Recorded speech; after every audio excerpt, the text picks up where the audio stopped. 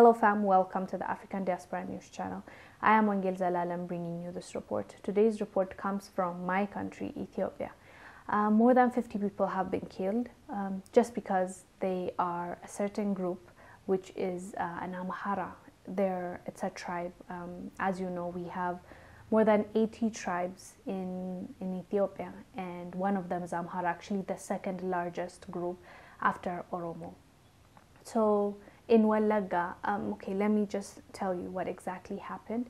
In Wallagga, this specific area, they were called for a meeting, and they went, mothers with their kids, older people, just everyone.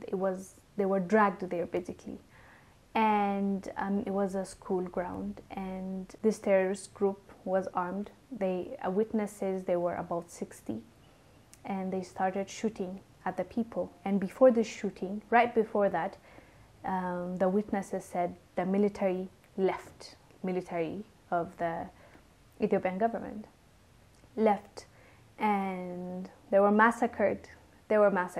Just because, I hope you're understanding me. They're all Ethiopians, just different tribes.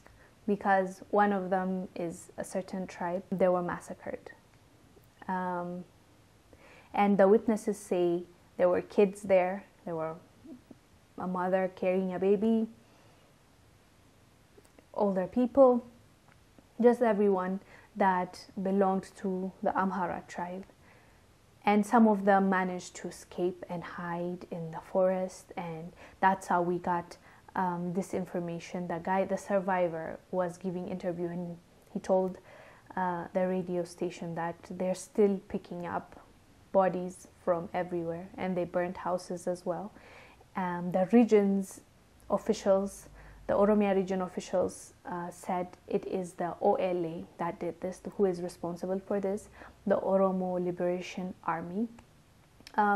That group was actually labeled terrorist way before now, and they left Ethiopia, but then when Prime Minister Abiy came into power, he extended hand to all the opposition parties that were in exile, the activists that had to leave Ethiopia, everyone.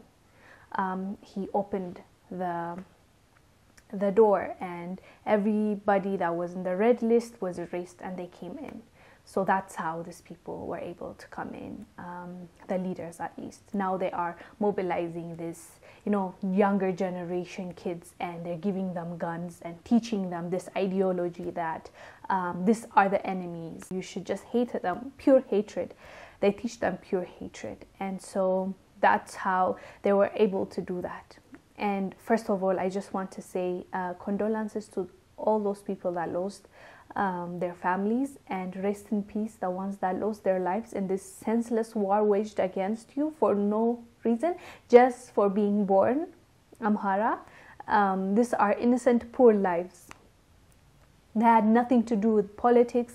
They had nothing to do with the issues those parties have. They just are collateral.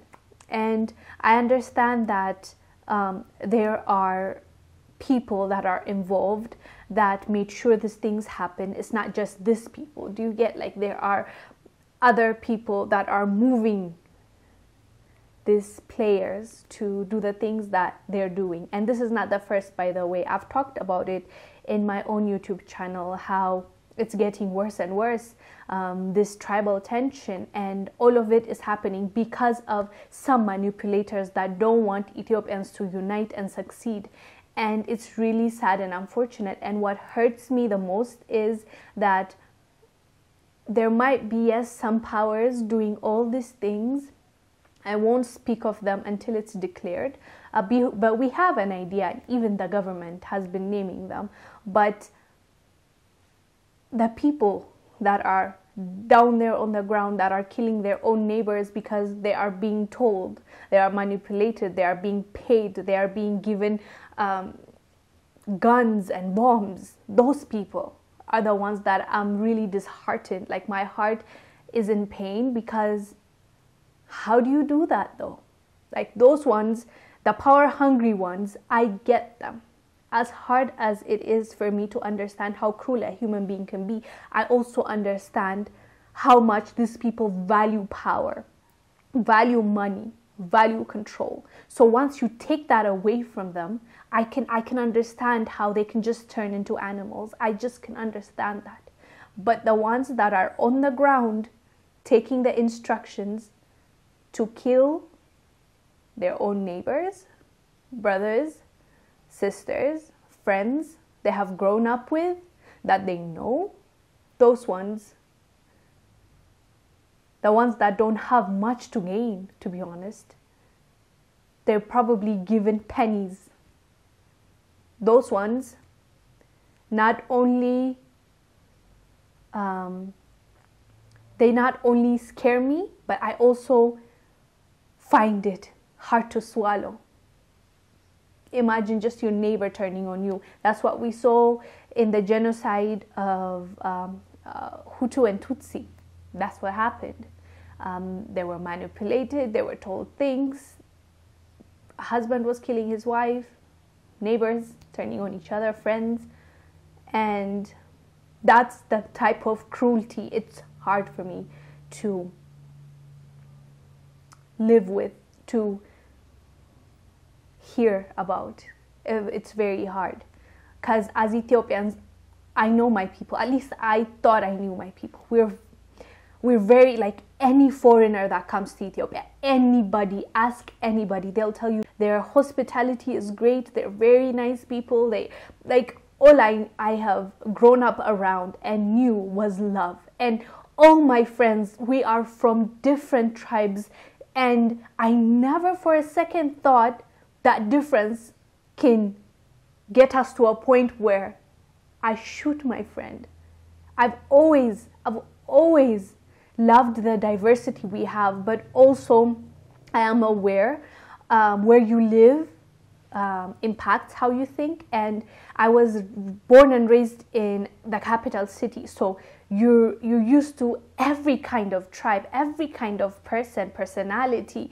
And even me myself, I'm not pure something. I have a little bit of everything. Maybe that also contributed to the way I think and my understanding, because I'm like, okay, grandma, this side grandma is a different tribe, this side grandma is a different tribe, but they're all human, they're both human, I love them both.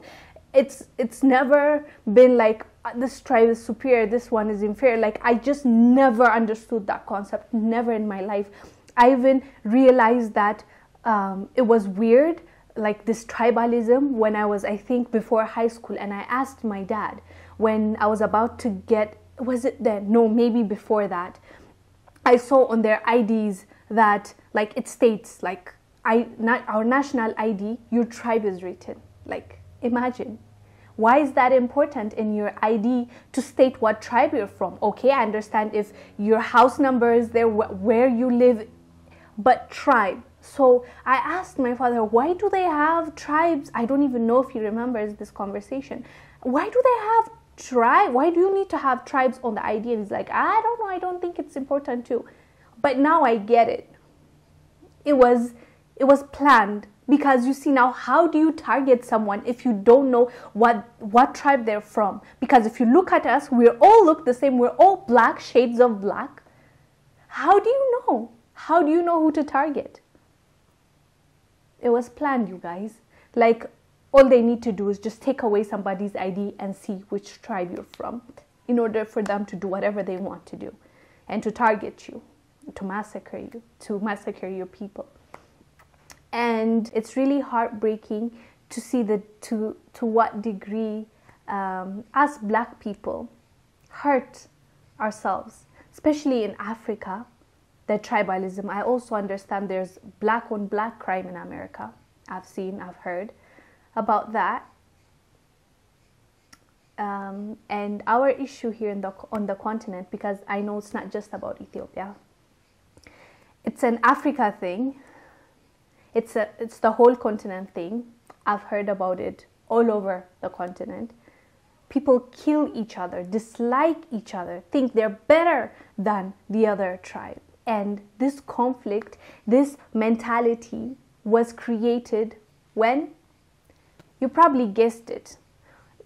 if you remember, when the white people first came to Rwanda, and I saw a documentary on it, they separated the people. They put groups.